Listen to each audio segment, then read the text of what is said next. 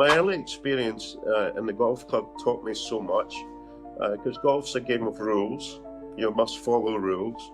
And I found that when I came to work, that rules were very important. A working day had to be well planned, and I used these rules throughout my career, actually. And how can you keep yourself up to date in terms of seeing that people are constantly changing and evolving? But as my father used to say, we can teach somebody to be very good at being a tradesman, but we can never teach them to be a nice person. But when they grow up, if a kid does not want to be part of that business anymore, how should a parent respond to that? So, it's a bit of a catch-22. I was responsible for them not coming into the industry.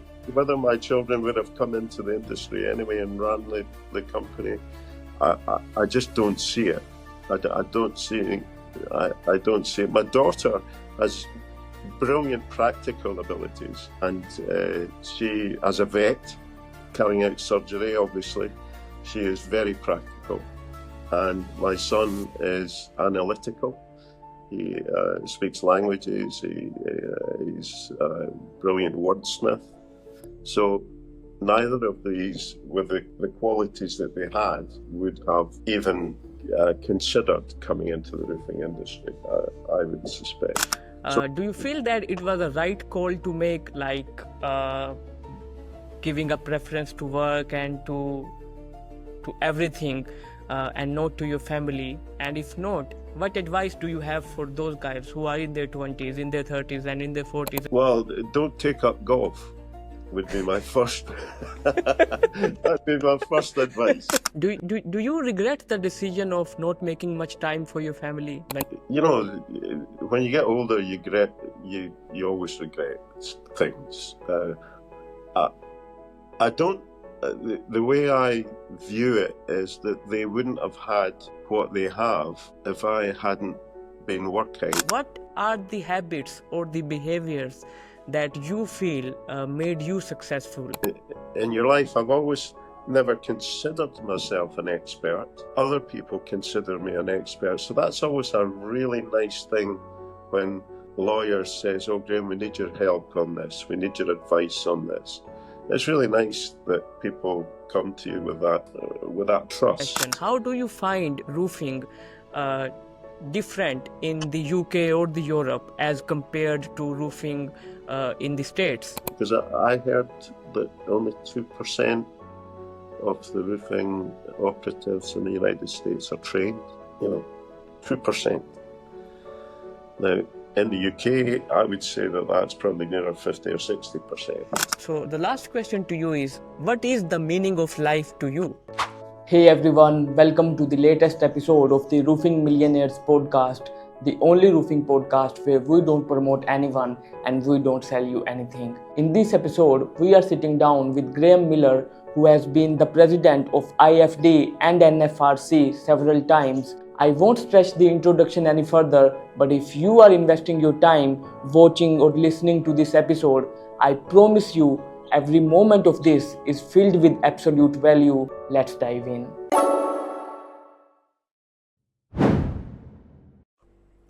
Welcome to the Roofing Millionaires podcast, Graeme. It's great to have you on the show today.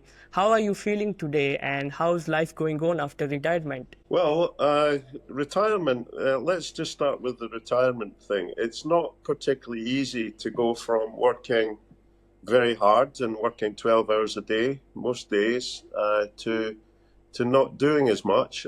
I'm probably doing 2 or 3 surveys on my own behalf, roofing surveys, per week, which is keeping me out of the house, which I'm sure my wife is delighted that I'm not staying too much or spending too much time in the house, annoying her.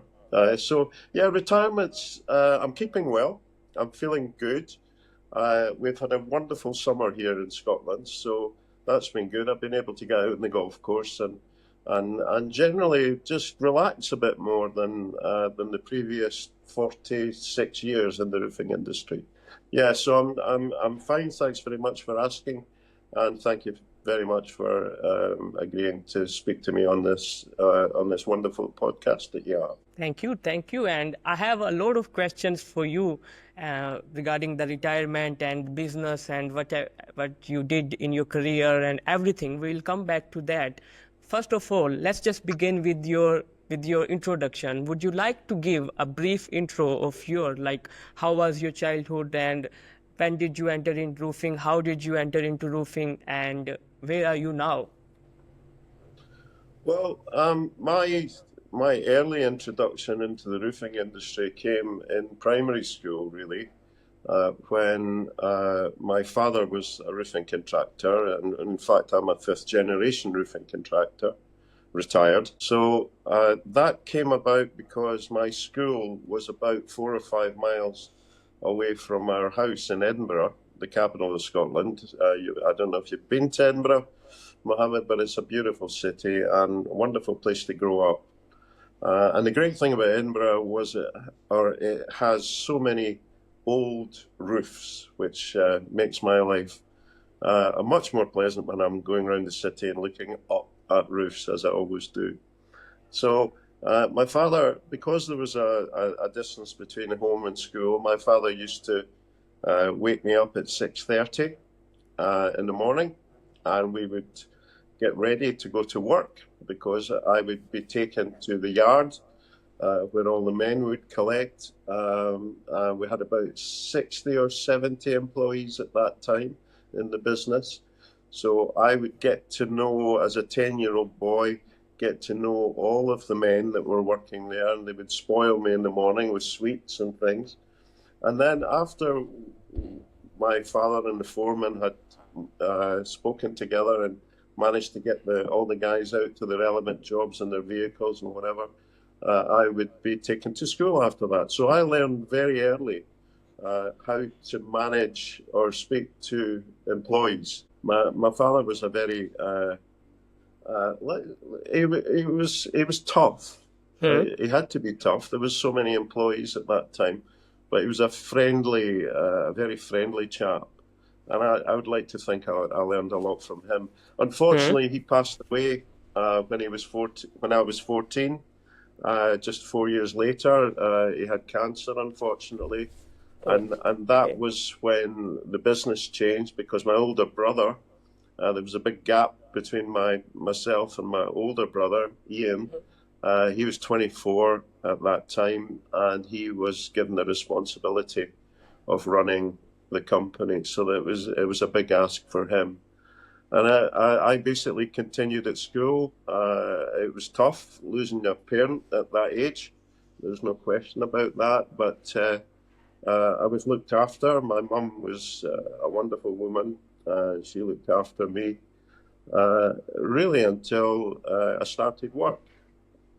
And my first job was not in the roofing industry, not in the family business, because my mother, I'd managed to get some good qualifications at school, and my mum was quite keen to have me doing something else rather than going into the roofing industry, because she'd lived with my older brother and my father and my grandfather also. So she didn't want me to do that. So I tried a couple of other jobs, and I was a very good golfer at that age, so I was keen to play golf for a living. That didn't quite work out.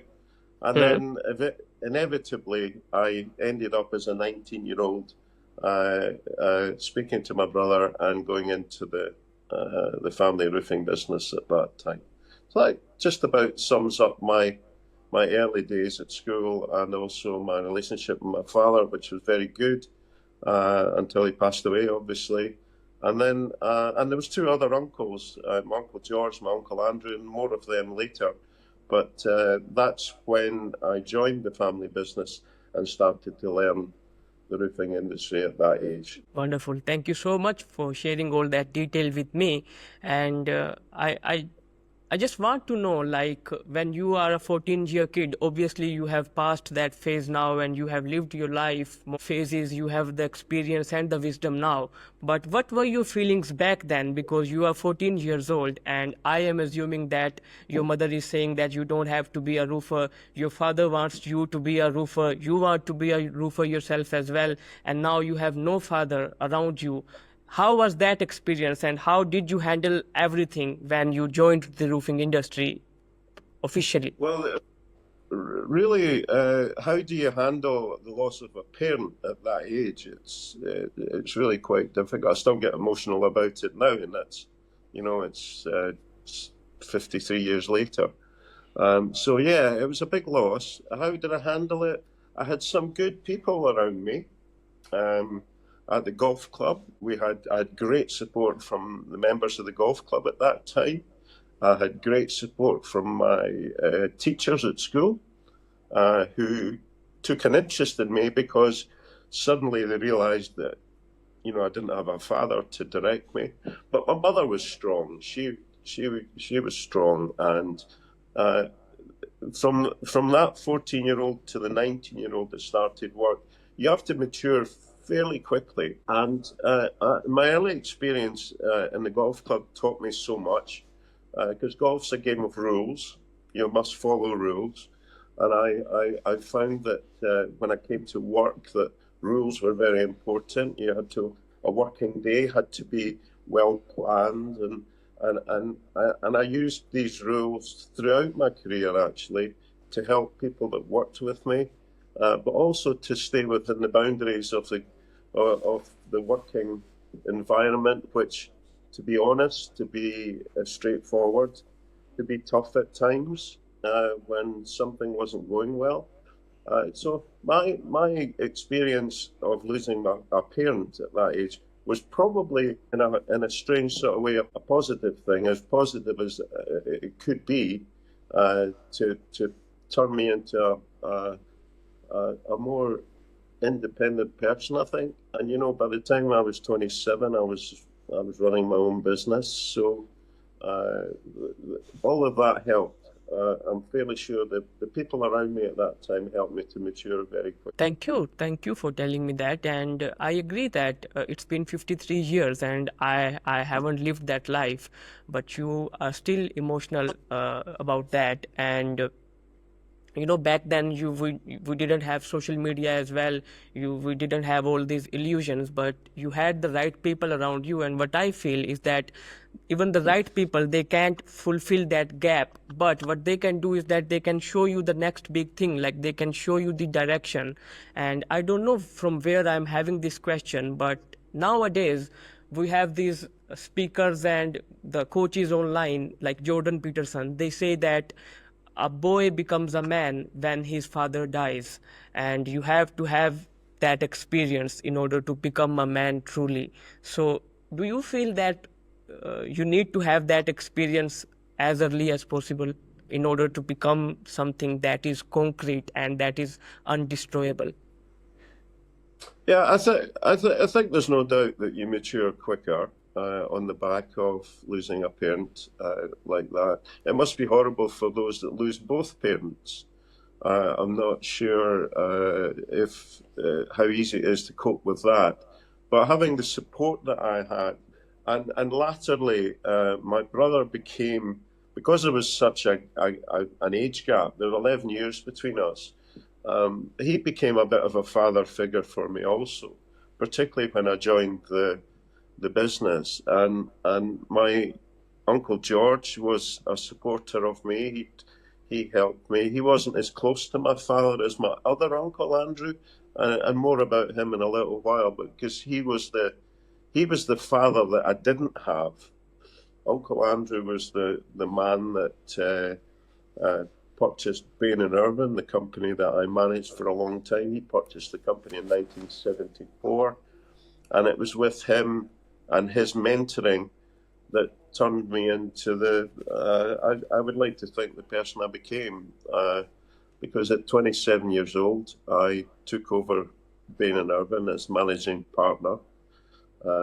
Andrew was the other partner in the business, and his knowledge was crucial to my development, because whilst I'd learned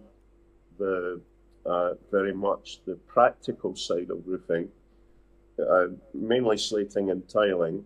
We did a bit of flat roofing, but we were very much a heritage type conservation company doing slating and tiling, and builder work too, chimneys and things. So I was an all-rounder as far as that was concerned.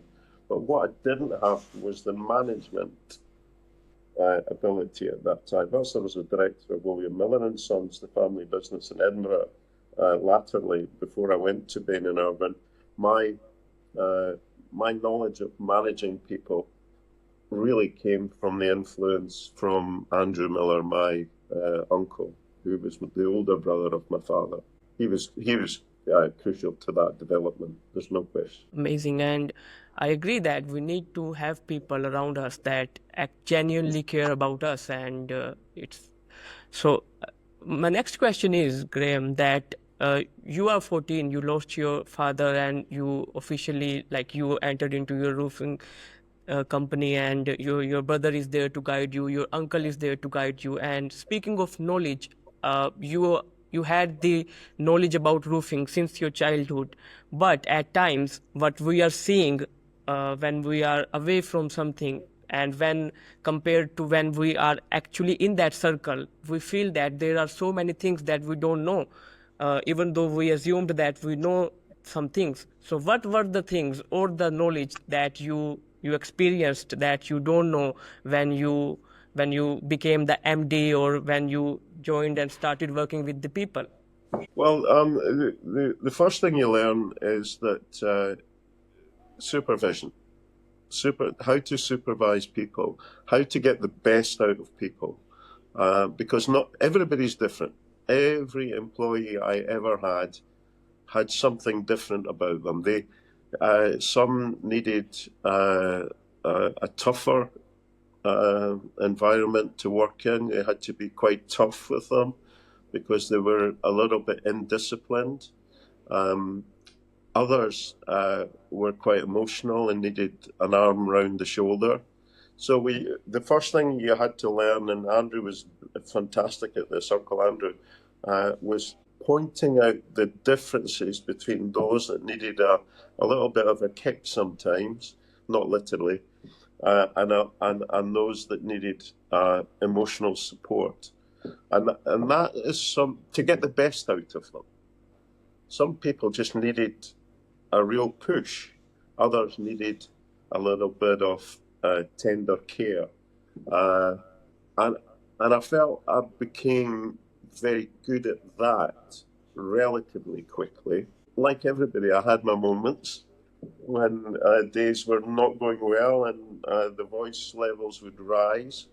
You know, there was no question that was the case, but I had to show that sometimes, because there are only two sets of people in my view in life, and those are employers and employees.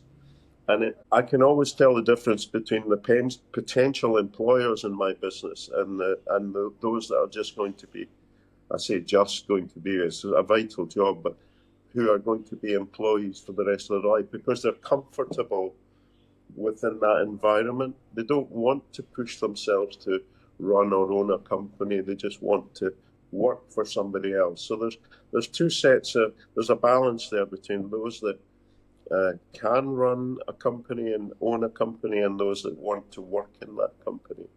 And I think it's important to identify that at a fairly early age of their, or early time in their involvement with you.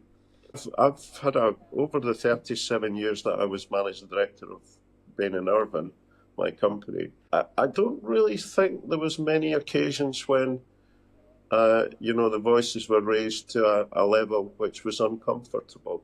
We always managed to find a way to get through these difficult times. So I thought that was a positive thing for me to learn, very positive thing. And then the next, so once you've sussed how they are, getting the best out of them is a lot easier.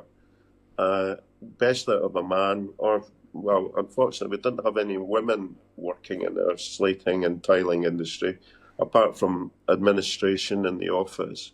It was always a hope that I would be able to employ a woman at one time, because there are a number of women in the industry, slating and tiling in Scotland now, and particularly in Germany, where I got to know many European countries who employ women in the trade, in the craft.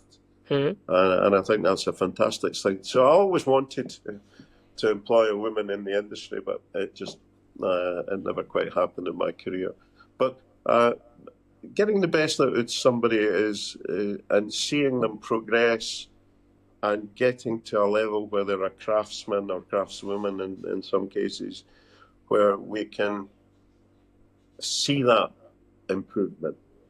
It gives me so much pleasure to see somebody coming from a young 16-year-old apprentice to somebody who's a craftsman of note. You mentioned roofers. Roofers is not a term that I like too much, because roofers means roofing. Whereas my craft is slating and tiling. We are slaters and tilers. So it's a craft rather than laying felt or liquid waterproofing or some of the other trades that are less complicated in their makeup. So yeah, lots of positives about running the business at that time, and we just grew and grew and grew from very few staff to a relatively reasonable sized business at the end. Perfect. And I really liked that you said that you can identify as a business owner that if someone will stay an employee for the rest of their life, or they can become an employer, and if how you can bring the best out of people. And I believe that people give you signals that you can use to identify their personality types. And the question I have is, how can you identify those signals? And if you are good at identifying them, like if you become good at identifying those indicators, do you also feel that people have changed over the years? Like back in time when Uncle Andrew was teaching you, we did not have these personality types that we have now, and we have many different kinds of people working in the roofing or the slate industry, even women as well. So how can you become good at identifying those signals or those indicators, and how can you keep yourself up to date in terms of seeing that people are constantly changing and evolving? I think a lot of that comes from the early stages of speaking to employees, because I always think that if you want to be good at anything, you have to be passionate about what you do. Passion is vital. Passion creates enthusiasm. Enthusiasm creates quality of workmanship. So if you have the passion, you'll get the enthusiasm, you will get the creativity that you need in our industry. And then you become very good at it, and then you become recognized for being very good at it. And your peers recognize that you're good at it. And that breeds confidence. And once you have got from the passion to the confidence, which takes a number of years, spotting the early stages of passion is really quite easy, because you can see it in a person. I can see it in a person. I was talking to one of our young apprentices yesterday. I was doing a survey on a massive project that Ben and Irvin are currently working on. And one of the apprentices, Thomas, came up to me. He was at my leaving evening, which the new owners of Ben and Irvin put up for me, John and Gary, who you know. And it was a wonderful evening. And Thomas on the evening came up and said, you know, we're sorry that you're leaving. And he's only 17 years old. Yesterday, he came over to me and says, oh, Graeme, nice to see you. And there was just a nice way with him. He had a passion for what he was doing. I was asking him some questions. A 17-year-old had that confidence and just niceness about him. And I can see that boy going far in the industry. He's just a boy at the moment, but he'll become a man fairly quickly, and he'll be good at what he does, because he has that inquisitive passion and enthusiasm for the job. So I just think it's easy to pick them out. It's never that easy when you're interviewing people for a job, because you never quite know at that point what you're going to get. You can gauge what sort of person they are, but you're never going to quite be able to gauge whether they'll be practically good at what they do. That takes time and training and effort on everybody's behalf. But as my father used to say, we can teach somebody to be very good at being a tradesman, but we can never teach them to be a nice person. That comes from within. So when you are employing somebody, make sure they're very personable and nice, and then we can train the rest. We can do the rest, but we can't train them to be personable. That's just an inherent trait that you have from an early age. So that's the way I spot.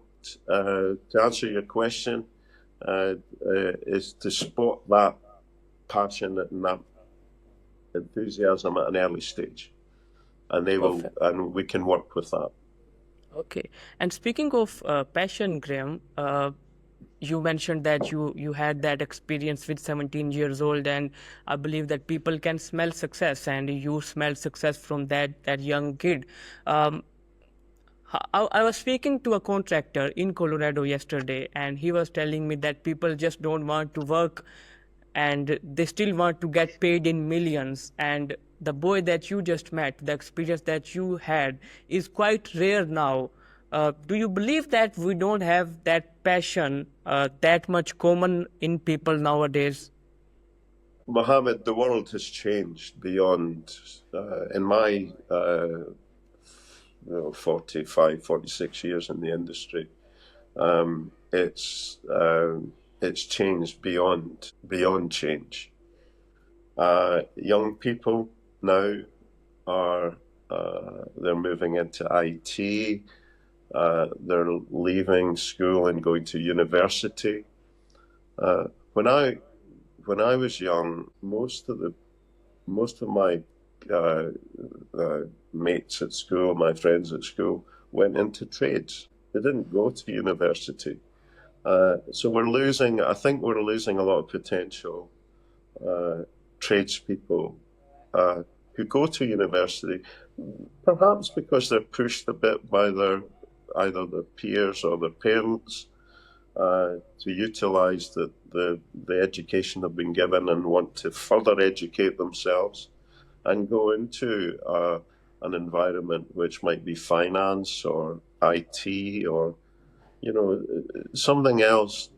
I'm not suggesting for a minute that roofing isn't a wonderful career. It is a wonderful career, but in Scotland in the winter time, it can be hairy. It can be snow, it could be rain, it could be wind, and cold. The winter time can be quite tough. So a lot of young kids coming out of school now maybe see that as being just a little bit too tough for them. I think that's the core or the crux of why young people are not coming into the trades. But actually, the government in Scotland and England, or the UK as a whole, are working to bring apprenticeship schemes back. Our company, we've always employed apprentices because it's the future of your business. It's absolute madness in my view not to employ apprentices, and when their apprenticeship is finished, not to keep employing them. A lot of companies, they get to the end of their apprenticeship, suddenly, and rather than £10 an hour or £15 an hour, they're on £25 an hour. And a lot of companies think, oh, we're not going to pay that, so we'll just let them go. It's such a crying shame that they would put somebody through 5 years of training and then just let them go. What a waste. Ben and Irvine currently have 3 apprentices in the company. So that's 3 tradesmen that are going to be in that company in 3 or 4 years. And I can only see that as these 3 come to the end of their apprenticeship, I'm fairly certain that the new owners at Durable Slate company will employ more apprentices, and that will build the business inherently. Not everybody is doing that, unfortunately. So to answer your question really easily is the kids coming out of school are just not going into the trades anymore. And it is a worry, it's a concern, there is no question. Whether they want to not go into the trades is a totally different question. Your contractor in Colorado had a pretty negative view about that, I think. Oh, they're not interested. Well, I think they could be interested if we were giving them the platform to be interested. And there's a lot of great people in the roofing industry at the highest levels. And we should be doing more, I think, to get young children into the industry. Not just roofing, but plumbing, joinery, all the trades. Perfect. And you have really touched a beautiful point here. I was actually listening to another interview of yours that you did last year, maybe, in which you mentioned that both of your kids, they are not part of the roofing business anymore. One is a vet and the other is in the IT, maybe if I'm not wrong. So and you answered that question beautifully. Like I didn't see any expression of worry on your face. Like you were satisfied by this fact. And the reason I am bringing this in here is because what I see on my Facebook and everywhere, that a lot of roofing contractors or plumbers or in general, people just want their kids to be part of that business, and from a young age they are pushing these kids to roofs or to the working sites, and that is fair to an extent as well. But when they grow up, if a kid does not want to be part of that business anymore, how should a parent respond to that, and what should he have in his mind after that? Like, my kids don't want to be part of this anymore, so how should I move forward with my company in the coming time? I think I'm almost a victim of my own success as far as the continuation of the business from a family perspective is concerned. Because when you're running your own company for as long as I was, there are financial rewards. There's no question that you become wealthier than you were before. So in Edinburgh, there's a private school system. A very good private school system, which costs money. And we were fortunate, my wife and I, who was a school teacher, that we could afford to send both of our children to private school. Now, when they've completed their private school and got all their qualifications, they would immediately go on to university for further education. My son became a journalist, my daughter became a veterinary surgeon, and she's a senior vet now. And they're both doing, very well. So, yes, my success in the industry, financial success, if you want to call it that, created the fact that both of my children didn't come into the roofing business. So, it's a bit of a catch-22. I was responsible for them not coming into the industry. Whether my children would have come into the industry anyway and ran the company, I just don't see it. I don't see it. My daughter has brilliant practical abilities, and she, as a vet, carrying out surgery, obviously, she is very practical.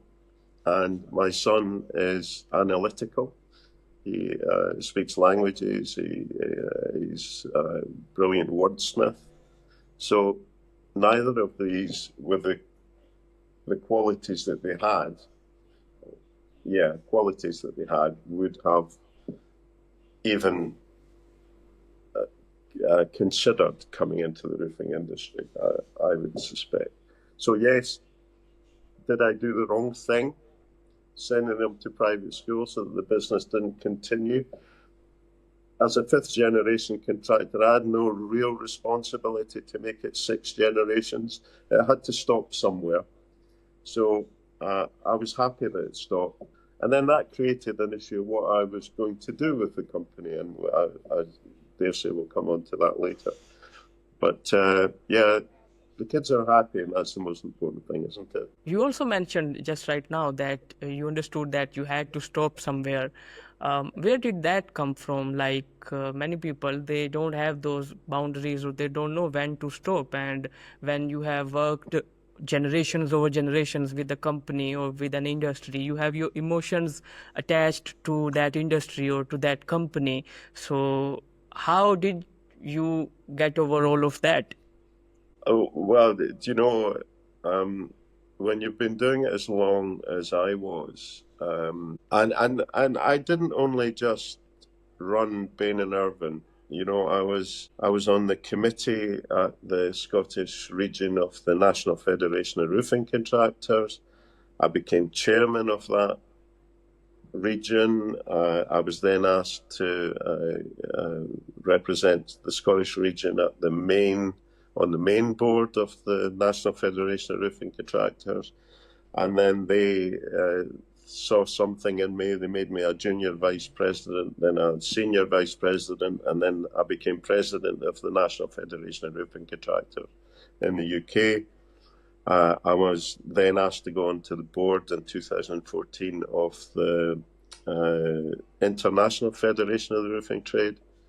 That happened in Bucharest, in Romania. And in 2019, my peers saw something in me that made me they asked me to become president of the International Federation of the Roofing Trade, which in my view is probably the top position in the roofing industry worldwide. And it was a pleasure and a privilege to be able to do that role for 5 years. So that came to an end last November when I stood down in Innsbruck in Austria at the annual gala. And there was a lot going on in my life at that point. I was chair of the Institute of Roofing in the UK. We were going through an amalgamation with the Chartered Institute of Building. So that's the professional qualifications organisation in the UK. So that was quite a trying process. I was still managing director of Bain and Irvine, but going through the sale of Bain and Irvine at that point to the company we'll probably talk about soon. And my whole industry life was coming to an end at just about exactly the same time, Mohammed. So that meant that the pressure actually at that point was really immense. And that was the time that I decided that I was just going to work with Bain and Irvine for a period of time with the new owners. Okay. They wanted me for a couple of years, 2 years, and I just decided after a few months that wasn't going to work for me because I had so many things on. And I'm 67 years old this year in May. So I decided, and I spoke to the new owners, John and Michael Chan and Gary House, and said, you know, that's enough. I've done enough. So on May the 2nd, I called it a day. It was a Friday, and I just decided that was the end. Now, why did I do all that? Because I'd done enough. I knew the time was right. I don't know how many years I will have left. And at 67, my wife is slightly older than me. Hope she doesn't listen to this podcast. So we needed to spend some time together. And that was the decision. Time to move on. It was tough. It was tough to put all that effort to one side But yeah, the time was right for me, for sure. I agree, it is tough, and I have massive respect for you for that. Um, you just said that you decided to have more time for your family, for your wife, and for the things that you truly love. That's what I am guessing from what you have said. So, do you feel that like you are at a stage in life that you are at a peak of the mountain, and you know that what is happening at the surface level, and you can tell people that don't do this, you won't reach the peak if you follow this path, so you can advise, or you can at least guide people on that. Do you feel that most people, or even you, didn't give the time that was required to the family or the wife in the earlier stage of the career? Oh, there is no question that I was absent many times, because not only was I working hard, I was also a very good golfer, so I was playing golf. So Monday to Friday and Saturday morning was work. Saturday afternoon was golf, and sometimes Sunday. So I'm pretty sure my children were saying, "Who's that guy coming through the front door?" Because I wasn't home very often. But it's just the way it was. When I first started in 1987 as managing director of Bain and Irvine, we had 3 people working. I was number 4, and it was so small, but there was no mobile phones, no social media, nothing like that. If I wanted to go and see a job, I had to travel and go and see it. And then as we grew, over the next 10 years, there was still no mobile phones. I had one of these phones in my car eventually, but there was nobody to contact because nobody else had any phones in their car. So, it was just a crazy kind of move from mobile phones, none, to mobile phones everywhere.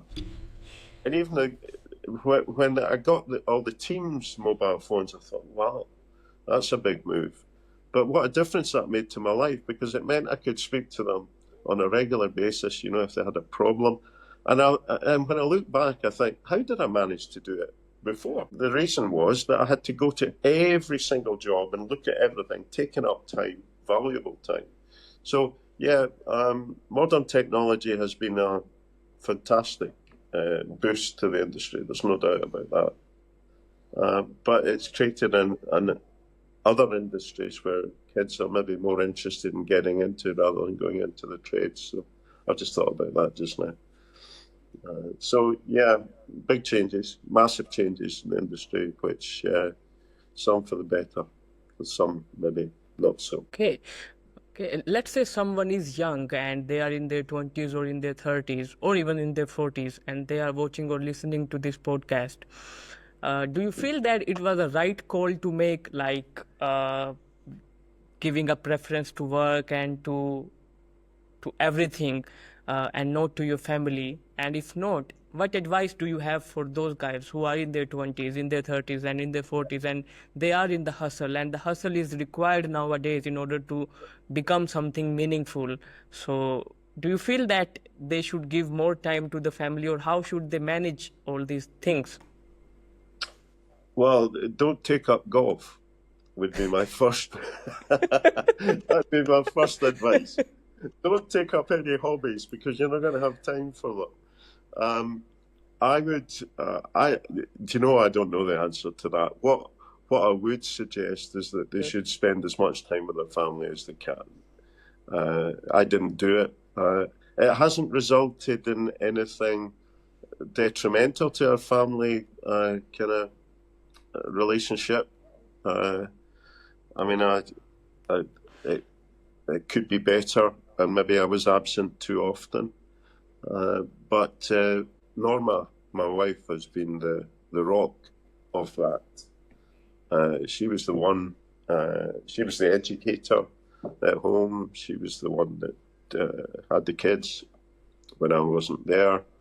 We always had a family holiday, though. I think that's vital.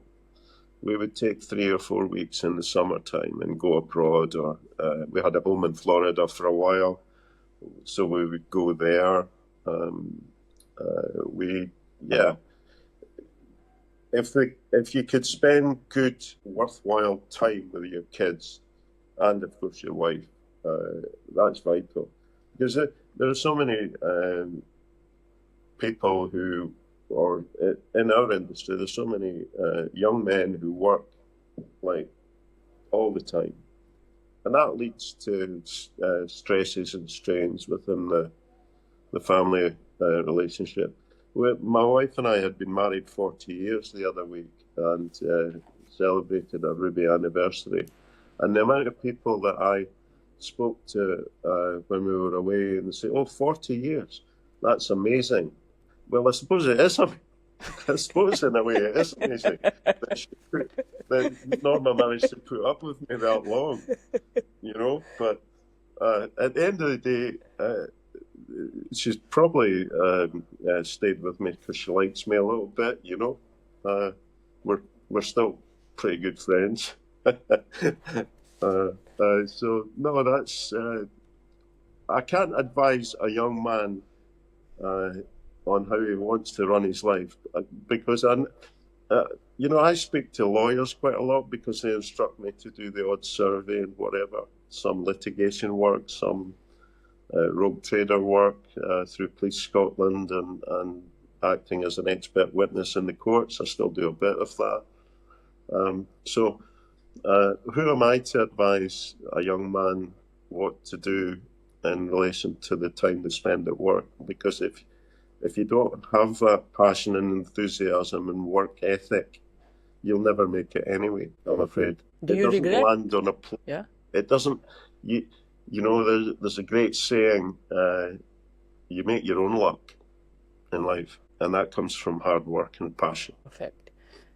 Do you regret the decision of not making much time for your family when you were young?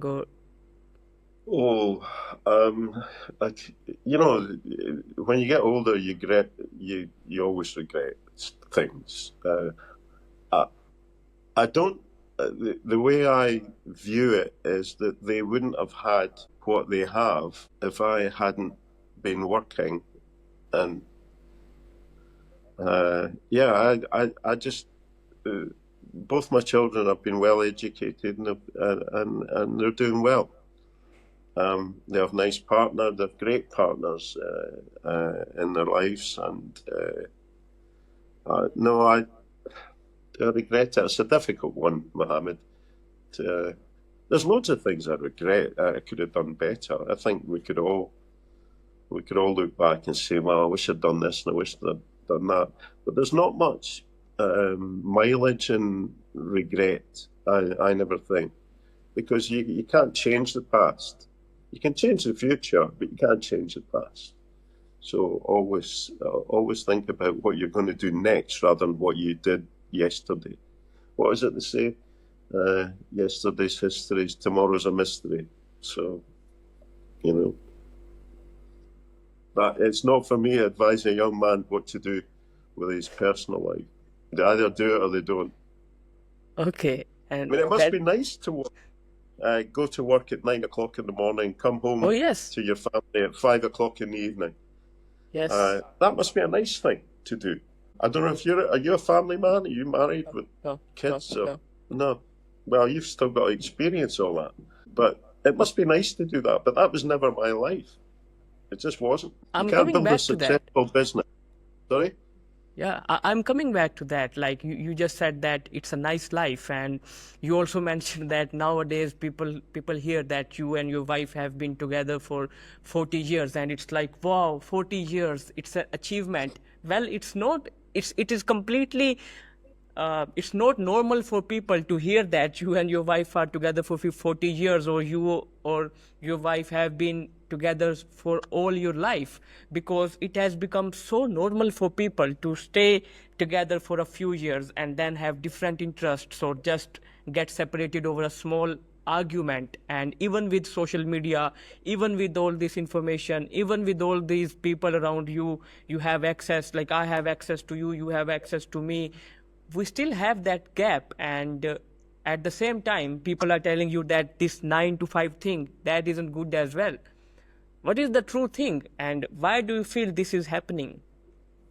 Well, do you know what? Those that are working from 9 to 5 might not enjoy it.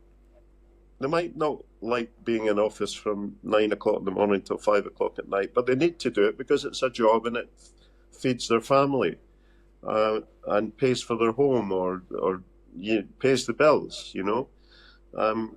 And it must be horrible. It must be horrible for somebody to be in that environment where they don't enjoy what they do. Because I've always enjoyed what I do. Every single day is a school day.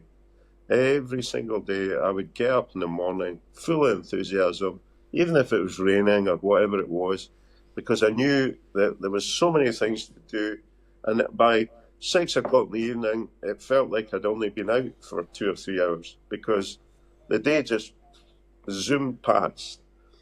So I do feel an element of sympathy for those that work in an environment where they're not enjoying it. How bad must they feel? And they're trapped, you know, because that job is paying them a wage which they need to survive in ordinary life, and they get on the subway at 5 o'clock and get home at 6 o'clock, and you know, I just can't envisage doing something like that. My daughter's a vet. I mean, every single day is a different day. It's a different animal. It's going and visiting people who are maybe having to, euthanize their pet, or so she has to have empathy. I mean, that day must just go in so quickly because there's always something happening. Whereas sitting behind a desk and just doesn't do it for me. I suppose there's two sets of people in life: those that are stuck in that type of environment. It sounds negative, but I would rather, if there's any young person listening to this and they're thinking about, do I go and work in IT or do I go and work in the roofing industry, I would like to think that the way I'm putting this over, they're much happier going into the roofing industry, being outside in the fresh air, than sitting at a desk looking at a computer screen. But I'm a dinosaur, Mohammed. I'm a dinosaur now. Somebody called me a dinosaur the other day, which I kind of just ignored the comment. I'm from the past. But what I had to do over these 37 years as managing director of Bain & Urban is change with the times. So I hope I successfully managed to do that. I can sense a lot of positivity and acceptance from you.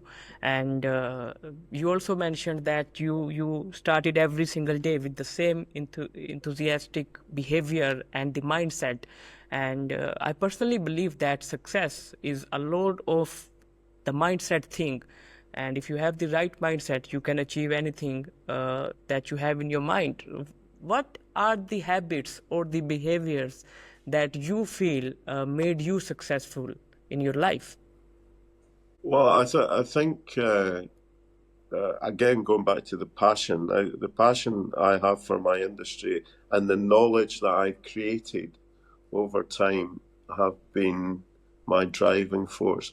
Another thing that's my driving force has been recognised by the people around you as being an expert in your life. I've always never considered myself an expert. Other people consider me an expert. So that's always a really nice thing when a lawyer says, Graeme, we need your help on this. We need your advice on this. It's really nice that people come to you with that trust. So that's important. And that builds that confidence that you need in life. Not everybody has that, Mohammed. I go on a golf course, and if somebody I think is better than me that day, if I'm playing against somebody and I think they're better than me, there's a good chance they will be.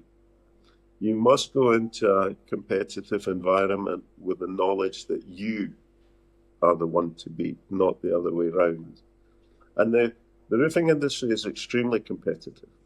In Scotland, there's hundreds of roofing companies, some very good at what they do, and some, unfortunately, the biggest percentage, probably not very good at what they do. But they are cheaper.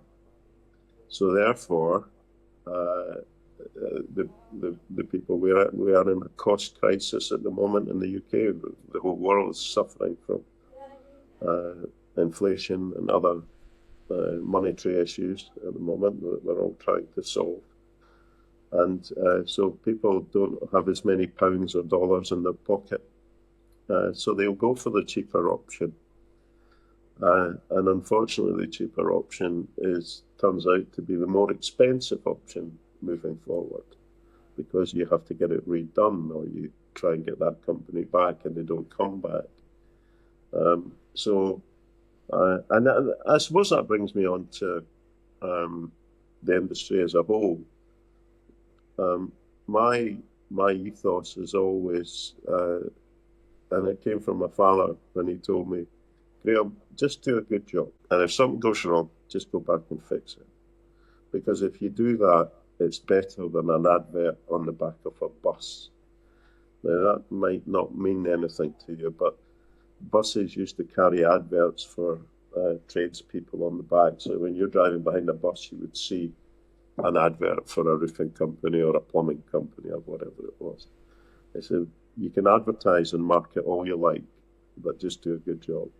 And Mrs. Smith tells Mrs. Jones, and Mrs. Jones tells Mrs. Brown. And before you know it, you've got a business. Just do a good job. And there's not enough of that. There's not enough of that in the industry, Mohammed, I'm afraid. There's too many people trying to make a quick buck out of doing work that is substandard in many cases. And because it's up there, the private client doesn't know that the work is substandard, and unfortunately until it starts to leak or whatever. So that's maybe taking us away from the question a bit, but it's all relevant. Yes, it is relevant. And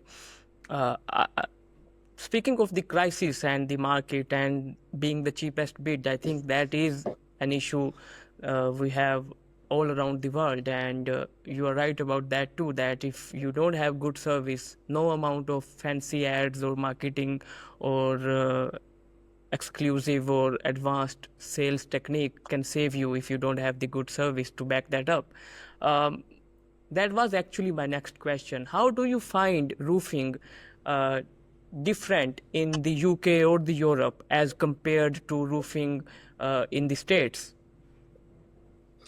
Well, I'm fortunate enough to have been the president of the International Federation of the Roofing Trade, which is 21 countries under our remit, one of them being the NRCA in the United States. I've always found that the German Federation, which is the president there is a good friend of mine called Dirk Bollwerk.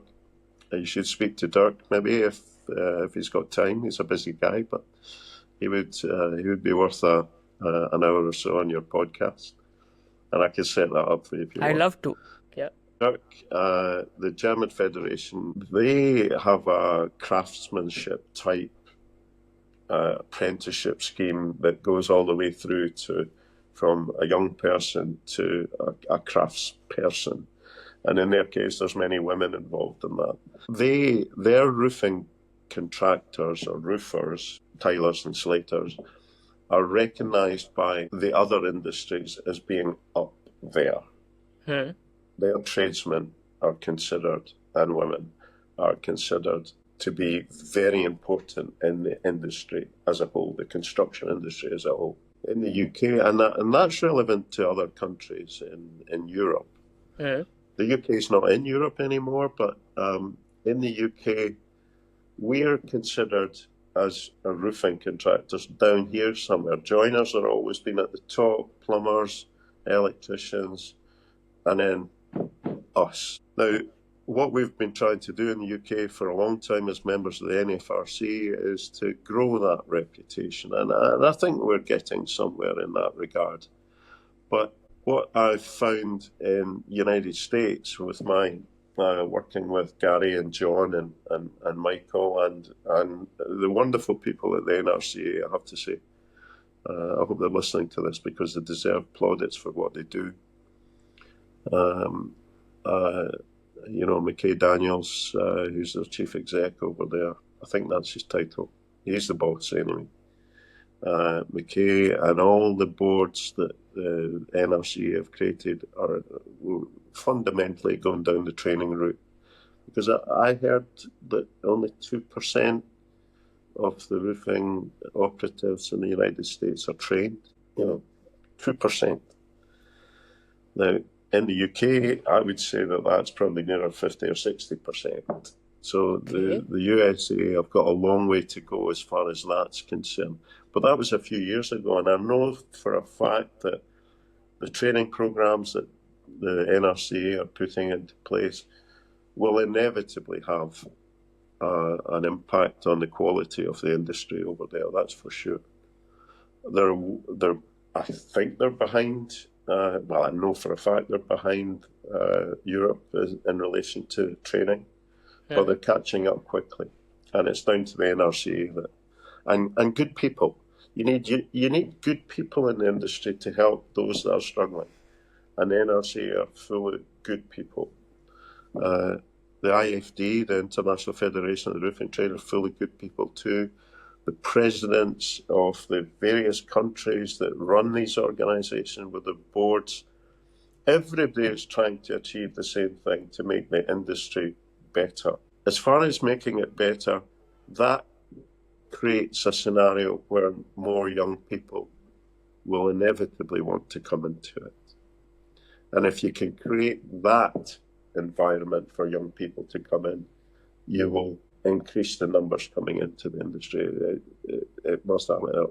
Maybe not happen in my lifetime, but we need to change the and trades are a cyclical thing. Used to be that everybody went into trades and nobody went to university. Now it's everybody goes to university and nobody's going into the trades. But that may change. That may change. So the future, the difference between Europe and the United States, which was your question, the gap is closing. I'm fairly certain that it's closing, mainly because there's good people running federations who are bringing these people in. And these companies that want to get better are joining organisations like the NRCA and the NFRC. They want to improve their product. And they can improve their product by good training, good human resource skills, bringing the right people in, good management skills. The whole package is there to learn to run a good business. So fingers crossed that keeps improving. The United States is getting there for sure. Yes. And I feel that the United States has the network that is required to do that, like the NRCA, then every state has their own organization, and they have this extensive network that I can feel that if we can build the same in the UK and the Europe, I think that gap will be closed really soon. Speaking of that, you have been the president of the NRFC and the IFD. How was that experience?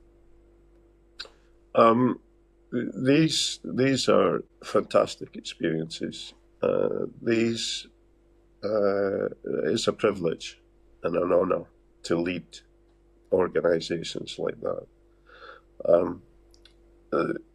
The fact that I became president of the IFD in my home city in Edinburgh was just an incredible experience for both my wife and I. We had our kind of installation of that presidency at Edinburgh Castle, which is a famous landmark. And, I was just blown away with the whole thing. And it's a 3-year post. And then after 3 years, it was decided that we didn't really have somebody coming through that could take over. and they asked me to do another 3 years, which again was a privilege to do. I managed 2 of these 3 years, coming away in November, and Dirk Ballweg from Germany will take over in, I think, this November from Walter Biesig, who was a previous president who took over my last year, who's Swiss. So good people. So it was a great experience. The NFRC was different. The IFD was more of a titled role where I would chair board meetings and get involved in the finance to a certain degree. But there was other people doing that, whereas the NFRC, when you're president, you're very much hands-on. So that was different, and it took me away from my business a little bit for a couple of years. And I think the business maybe suffered a little bit for that 2 years, because I wasn't there as much as I probably should have been. But that commitment to the NFRC and the IFD was vital for the industry as a whole. It might have affected my company to a little degree, but I had good people running the company when I was away, which is important. So yeah, just a privilege to have these roles. Yeah. Okay, and I think that you were the third British to be the president of the NRFC maybe, or the IFD. So the question I have is, the IFD. I was the third British president and the second Scotsman, which was quite nice, following on from my great friend, a chap called Gordon Penrose, who now lives and works in Northern Ireland. A great mentor of mine too. Fantastic man.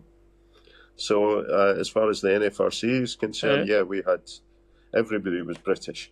I think I was maybe the third or fourth Scotsman to become president. And there's a Scotsman, a good friend of mine, Colin McCorkadale, who's the president of Scotland, president of the NFRC at the moment, who's also a Scotsman, so from Glasgow.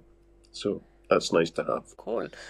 You have been in that position twice, and I want to ask you, are there any things that you wanted to improve or change in the industry and you could not? Because when we haven't assumed that charge, we feel that when I will be there, I will have that position, I will do this. But when we are actually there, things are quite different. So do you feel that there were some things that you wanted to improve or change, but you were not able to do that? I didn't want to change anything because these organisations had been running for many years. The IFD began its life in 1952 and had wonderful presidents all the way through, passionate, enthusiastic people. The NFRC had been going from the back end of the 19th century when Queen Victoria was on the throne. So that. And they have a long history. So you don't change anything. That's a mistake. To go in and have a focus on changing something just for the sake of changing something. Change is not easy, and it's particularly not easy when you get older. You become a little bit more mature in your decision making, I think. Whereas younger people tend to want to change things and make things better immediately, and it never quite, why reinvent the wheel? The wheel works pretty well. So the NFRC, we had a brilliant chief executive at that time. There's a brilliant chief executive now in James Talman, but Ray Horwood was the chief executive when I was president. And he was a former pilot and navigator in the Royal Air Force and actually became Air Commodore, working with the Prime Minister in Iraq. And so that influence, that enthusiasm that this man had for life, not just for roofing. He imparted all that enthusiasm into roofing. But he was just an enthusiastic man. And no matter what you asked him, it was done. And that was why I didn't change anything. That's what because he was the instigator of change, not me. My role was just to be a bit of a figurehead and chair the meetings and do what I did. Some of the changes at the IFD were slightly different in that we changed our chief executive during my role as president of the IFD, and that proved to be quite tricky to get the right person to do that role. We came from a German roofing man called Detlef Stau to more of a chap called Pascal Sabati, who was more of a salesman as opposed to an administrator. What you need in these roles, I always think, is somebody in between who can turn his hand or her hand to selling, but also have the administrative background. So yeah, that was a tricky spell. Yeah. There's a little bit of interference on the line there. Is there? Can you hear me? Okay. Yeah, I can hear you. What you just said. Yeah. Yeah. So yeah. Wonderful positions, great, enjoyed every minute of it, loved the travelling with my wife to all the IFD events all over the world. Gave presentations in China, Dallas, Nashville, all over Europe, talking about the history of Scottish roofing and slating. So yeah, that's been a real privilege and pleasure to do that. Thank you for sharing that. And I have 3 or 4 questions for you, maybe more, 3 or 4 questions more. So let's just start with the first one. You just mentioned that you have been to China, and I have seen some of your pictures on social media as well. And correct me if I'm wrong, I feel that you have been there quite a lot of times in your life. This is quite a personal question, maybe. What is the difference between people from all over the world and the Chinese people? Like, what is their way of doing business, and what is the difference between everyone else? Because you have been there, and I am guessing that you have dealt with those people as well. So what is the difference in their mindset and in their culture that just leads them to succeed? I've never been one who's particularly political in my life. I just see people as people. I know that the Chinese, and we were dealing with the Chinese Waterproofing Association led by Mr. Zhu. He was my, sorry, I'll switch this on. He was the chap who invariably made all the decisions on their behalf, and I believe that Mr. Zhu was partly sponsored by the government of China. It's a state-run organisation, so it was different. But I just saw Mr. Zhu and all his team of representatives, executives, as working people working in the roofing industry. I know for a fact that they have millions of employees in the roofing industry over there. I know the quality of their workmanship has been relatively successful in our biannual awards at the IFD. They have produced some great workmanship, detailed workmanship, but they also have miles and miles of buildings which are covered in single-ply membranes and liquid waterproofing. So they do other forms of roofing. It's such a diverse country. The political landscape of China is not for me to comment on. I know we were in Shanghai, and which is a beautiful city. On one side, it's very Victorian England, and on the other side, it's very futuristic China. Amazing that in 1990 there was a swampland on that side of the river, and now it's got some of the tallest buildings in the world. So they do things quickly. They always want to be involved. They are enthusiastic to learn. And I think that's something that sets them apart. I think Europe, we've learned it all, and we're happy with what we're doing. The Chinese, no, they must. When I was doing the presentation in Shanghai about Scottish roofing, you could hear a pin drop in the audience. And there must have been, I don't know, 500 people there, 500 Chinese people in the industry sitting in that room, listening to me intently. They are so honourable. They are pleasant to be around. They enjoy alcohol, so they're very Scottish-like in that respect. They enjoy good food, although I have to say I had to pass some of the food that was given to me. They have humour. They're just ordinary people who are trying to make the industry better by joining the IFD and being a member of it, and we welcome that. We forget they're from a state system. We just treat them as ordinary working roofing people. Perfect. Back in the interview, Graeme, you mentioned when I spoke about the word roofer, you said that you don't appreciate that word that much, and you said that you are more focused on the craft and the tiling and the slate. And like, I personally feel this.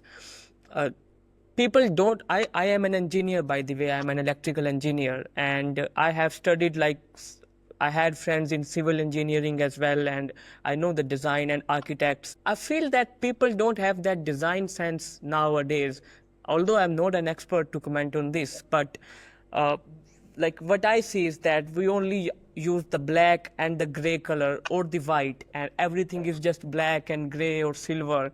And back in time, like, if I see videos, obviously I wasn't born even then, 40 or 50 years back, everything was so colorful and aesthetic. Now we miss that. Why is that happening? Why do you feel like that is? I suppose, I mean, there's a town in Scotland called St Andrews, quite a famous golfing town, and that's called the Old Grey Town. Old because it's old, 13th century it was built, or began to be built. Grey because all the slate's grey and all the buildings are built in granite and grey, and a town because it's only a town. So you have three words there: old, grey and town. And yet it houses one of the most famous golf courses in the world, which is green and beautiful. And Scotland has always had a bit of a reputation as being a bit what we call dour, which is a bit underplayed and a bit grey. I'm looking outside at my back garden just now, and it's beautifully green, and the sun's out, and you know, it's great. It's not as bad a country as the weather is in Scotland. If this is a tourist advert, the weather in Scotland is a lot better than people give it credit for, and we've had a wonderful summer.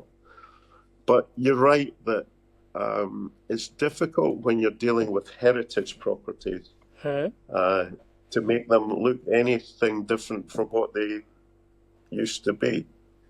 Colours on roofs, I suppose, when we're talking about tiling, we can go red, beautiful red colours, deep colours, and I wish architects would use more of these colours.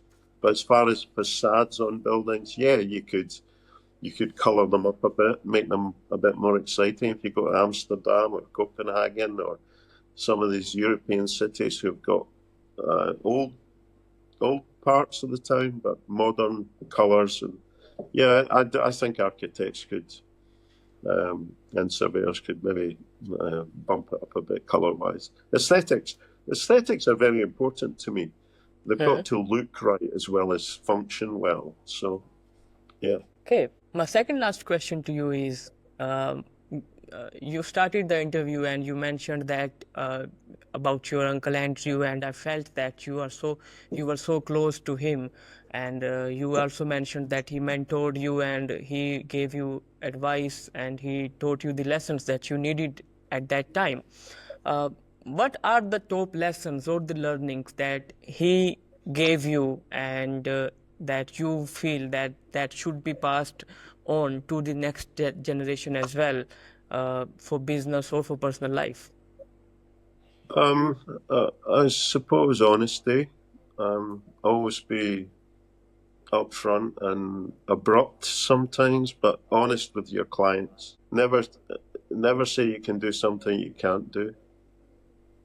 My dad's old saying, the possible we can do, miracles take a little bit longer.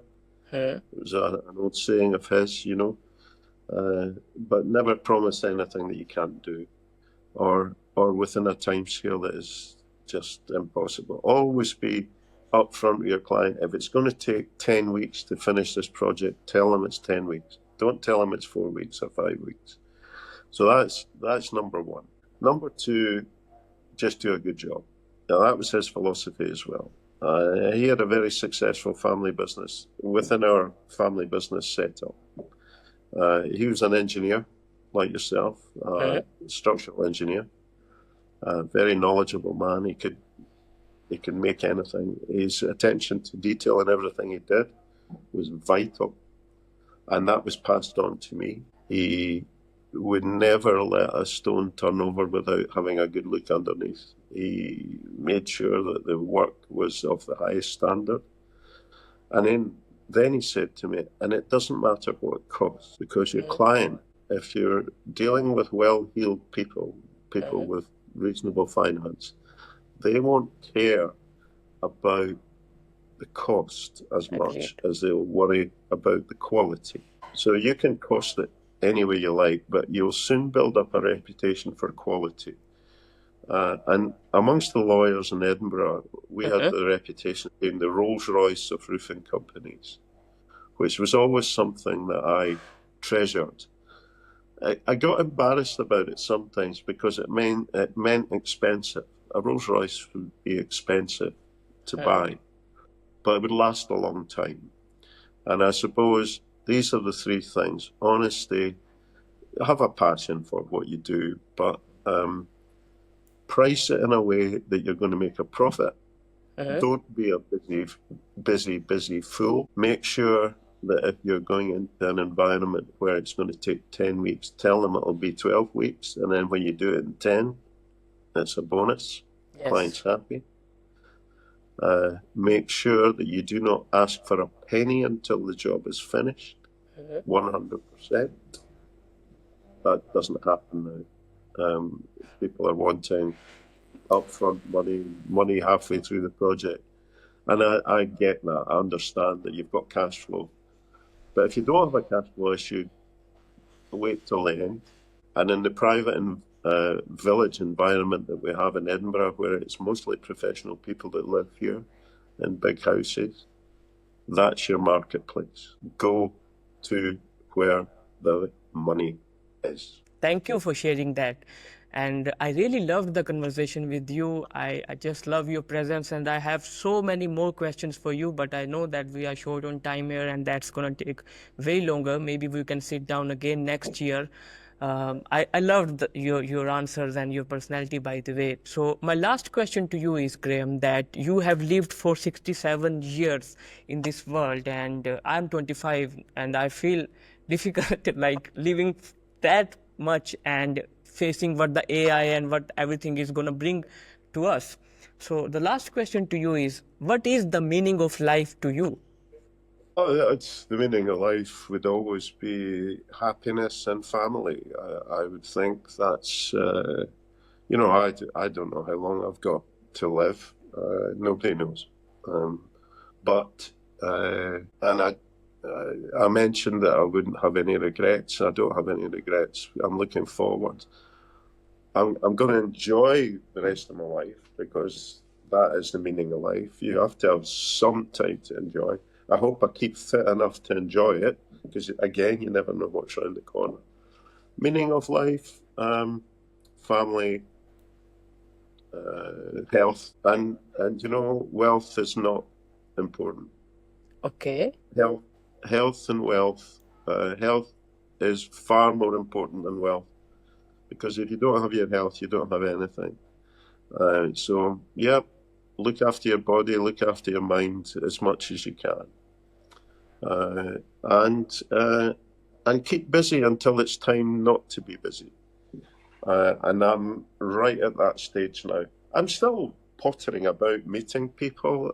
whilst I'm retired from Bain and Irvine, and we've got a fantastic bunch of guys there, and selling the business to the Durable Slate Company, Michael, John, and Gary, who are great friends. What a wonderful statement of security I have in the business moving forward, because that is important. When you've worked in that environment for so long, and then suddenly you're not there, you need somebody that you can trust to take it to the next level. And I'm certain as I can be that I've made the right choice, and at Durable I made a really good choice in taking us on. So wealth is not important, health is more important, and family is important. That's my meaning of life. Does that make sense, Mohammed? Oh yes, that makes a lot of sense, and I'm gonna remember that for my lifetime. Maybe that wealth is not important, health is important, and family is important. Thank you so much for your time, Graham. It was really nice having the conversation with you, and I really pray that you enjoy the remaining time of yours, and just keep having amazing experiences. Have a great day. Thank you very much. I'm always here if you need to talk. Oh yes, I would love to. And next time we'll be talking about goals as well. I'll follow you on Facebook. Oh yes, thank you for that too. Okay, yeah. Thank you. Have a great day. And yourself. Take care. Good health. Take care. Thank you. Bye-bye. Bye now. Bye.